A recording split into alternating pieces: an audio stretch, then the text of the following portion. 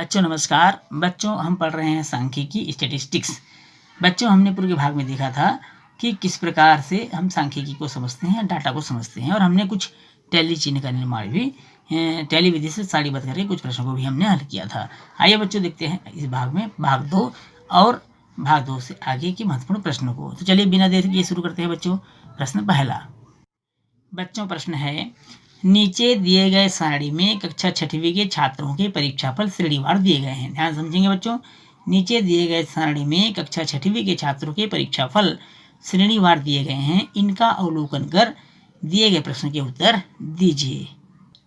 एक तरफ श्रेणी प्रथम श्रेणी, द्वितीय श्रेणी, तृतीय श्रेणी और अनुत्तीर्ण है, जबकि दूसरी तरफ है छात्रों की संख्या।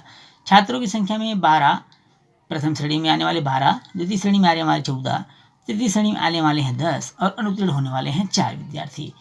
अब इसमें 3 महत्वपूर्ण प्रश्न दिया हुआ है बच्चों, क ख ग, जिसमें क है किस श्रेणी के छात्रों की संख्या सबसे अधिक है, ख है परीक्षा में बैठे छात्रों की कुल संख्या कितनी थी, ग है कुल कितने छात्र उत्तीर्ण हुए। ध्यान से एक बार और प्रश्न को सुन लेंगे। क किस श्रेणी के छात्रों की संख्या सबसे अधिक है, ख परीक्षा में बैठे छात्रों की कुल संख्या कितनी थी, और ग है बच्चों कुल कितने छात्र उत्तीर्ण हुए। अब यहाँ देखिए प्रश्न पहला है बच्चों, किस श्रेणी के छात्रों की संख्या सबसे अधिक है। आपने अवलोकन कर लिया होगा सारणी को। अब हमको देखना है सारणी से कि किस श्रेणी के छात्रों की संख्या सबसे अधिक है। तो आपने सारणी में अवलोकन करके देखा कि द्वितीय श्रेणी छात्रों की संख्या अधिक है, क्योंकि द्वितीय श्रेणी छात्रों की संख्या 14 थी। तो इसका आंसर आ जाएगा 14। कितना आ जाएगा बच्चों? 14 इसका आंसर आ जाएगा 14। बहुत सिंपल है, समझ गए होंगे आप लोग। फिर दूसरा दिया हुआ है परीक्षा में बैठे छात्रों की कुल संख्या कितनी थी, तो सबको हम जोड़ देंगे। प्रथम श्रेणी में 12 बच्चे बैठे थे, द्वितीय श्रेणी में 14 बच्चे बैठे थे, तृतीय श्रेणी में 10 लोग थे और फेल होने वाले बच्चों की संख्या 4 थी। तो हम इसको सबको जोड़ देंगे बच्चों, और जोड़ने से हमको कितना प्राप्त होगा? 12 और 14 हो गया 16, 10 26, 10 36 और 4 40। कुल विद्यार्थियों की संख्या कितनी हो गई? 40 जो परीक्षा में बैठे हुए थे। कुल कितने छात्र उत्तीर्ण हुए? तब अब 40 तो कुल छात्र थे, 4 फेल हो गए थे, अनुत्तीर्ण हो गए थे, घटा देंगे तो इसे पता चल जाएगा कि कितने बच्चे पास हुए। तो कितने बच्चे पास हुए बच्चों? 36 विद्यार्थी उत्तीर्ण हुए। तो इस तरह से इनके प्रश्नों का आंसर हम सावधानीपूर्वक सारणी का अवलोकन करके दे सकते हैं।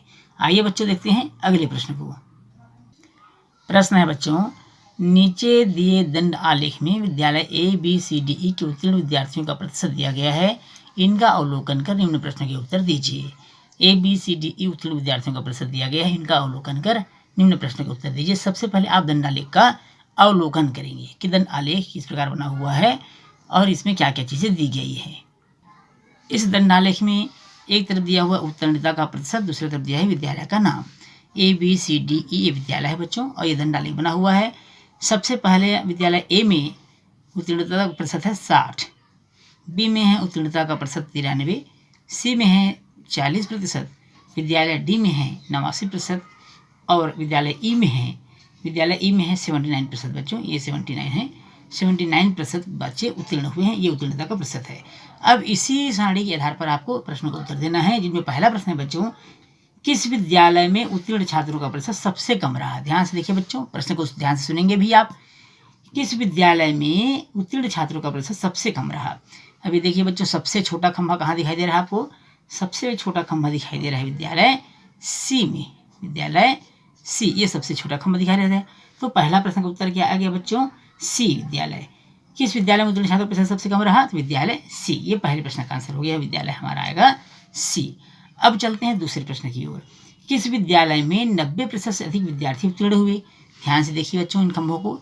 90% से अधिक विद्यार्थी, आपको विद्यालय B दिखाई दे रहा होगा। यहाँ 93 है, बाकी में सब में 93 से कम है। तो कौन सा विद्यालय है? विद्यालय है B। विद्यालय B में 90% से अधिक विद्यार्थी उत्तीर्ण हुए। ये इस तरह से विद्यालय B हमारा आंसर हो जाएगा प्रश्न दूसरा का, विद्यालय B। तीसरा प्रश्न, किस विद्यालय में सबसे कम प्रतिशत विद्यार्थी अनुत्तीर्ण हुए। अनुत्तीर्ण मतलब फेल। तो सबसे कम विद्यार्थी अनुत्तीर्ण होने वाले कौन से हैं? भाई जहाँ सबसे ज़्यादा उत्तीर्ण हुए हैं वहाँ सबसे कम अनुत्तीर्ण भी होंगे, सबसे कम फेलवर भी रहेंगे। तो विद्यालय B ही उसका सही आंसर होगा, क्योंकि यहाँ पर अब 100% मान लीजिए बच्चे 100% है, 100% में 93% बच्चे पास हो गए, तो अनुत्तीर्ण कितने हुए? 7% अनुत्तीर्ण हो गए। तो विद्यालय हमारा B इसका सही आंसर होगा। अब चलते हैं अगले प्रश्न की ओर। कितने विद्यालयों में उत्तीर्ण प्रतिशतता 60 या इससे अधिक रही।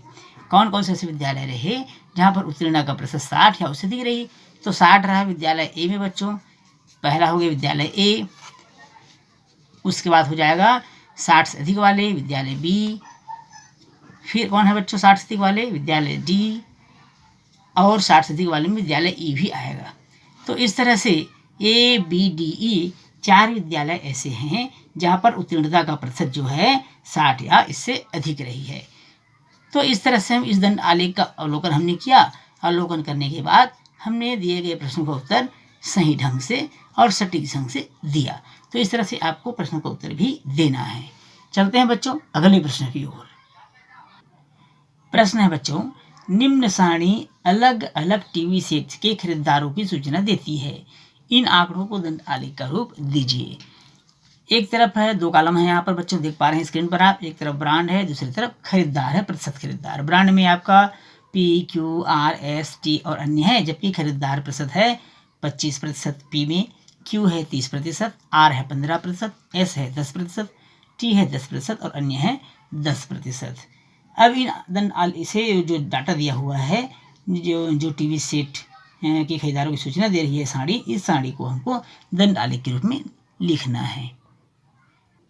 तो इसे कैसे दंड आलेख के रूप में लिखेंगे, आइए चलिए देखते हैं बच्चों।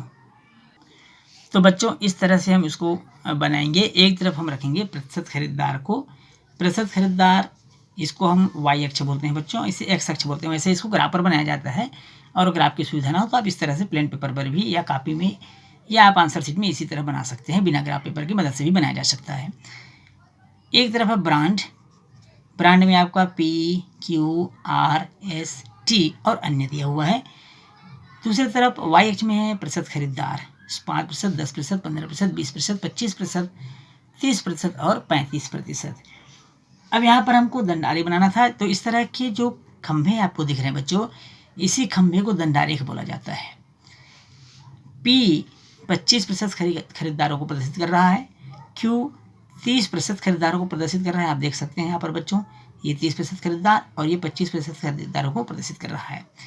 इसी प्रकार आर 15% खरीदारों को प्रदर्शित कर रहा है, एस 10% खरीदारों को प्रदर्शित कर रहा है बच्चों, आप देख पा रहे हैं, टी 10%, अन्य भी 10% खरीदारों को प्रदर्शित कर रहा है। तो इस तरह से हम इसको दंड आलेख बना करके प्रश्नों के आंसर भी दे सकते हैं। अब यहाँ पर बच्चों ये जो प्रश्न दिया हुआ है, इसी तरह के और बहुत सारे प्रश्नों को आप हल कर सकते हैं, बना सकते हैं। इस प्रश्नावली में कुछ उदाहरण भी दिया गया है। दंड आलेख केवल ऐसा ही बनता है ऐसा नहीं है बच्चों। दंड आलेख ऊर्ध्वाधर भी होता है और क्षैतिज भी होता है। जैसे एक दंड आलेख आप इस प्रकार भी बना सकते हैं बच्चों, ये इस तरह से, जिसे हम क्षैतिज दंड आलेख बोलते हैं। ये इस तरह से भी बनाया जा सकता है बच्चों। और दूसरा आप तो देख ही रहे हैं, एक है आपका ऊर्ध्वाधर दंड आलेख। तो इस प्रश्न के साथ ही बच्चों आज का क्लास हमारा यहीं समाप्त होता है और कक्षा 6वीं सांख्यिकी यहीं पर समाप्त करते हैं। बच्चों ये जो सांख्यिकी आप पढ़ रहे हैं पार्ट 1 पार्ट 2, ये कॉमन क्लास 7 और क्लास 6 के लिए है। 6 और 7 दोनों में सेम है बच्चों। इसके बाद जो हम आगे पढ़ेंगे पार्ट, वो रहेगा क्लास ओनली 7 के लिए रहेगा, उसमें क्लास 6 नहीं रहेगा। तो यहाँ तक आपको क्लास 6 और क्लास 7 दोनों कॉमन है बच्चों, इसलिए इस वीडियो को बहुत अच्छे से आपको पढ़ना है, समझना है। बच्चों वीडियो यदि आपको पसंद आया हो तो वीडियो को लाइक और शेयर जरूर करिएगा। यदि आप चैनल में नए हैं तो चैनल को सब्सक्राइब करना बिल्कुल नहीं भूलिएगा। तो फिर मिलेंगे बच्चों अगले अध्याय में अगले प्रश्नों के साथ, नए प्रश्नों के साथ। तब तक के लिए नमस्कार।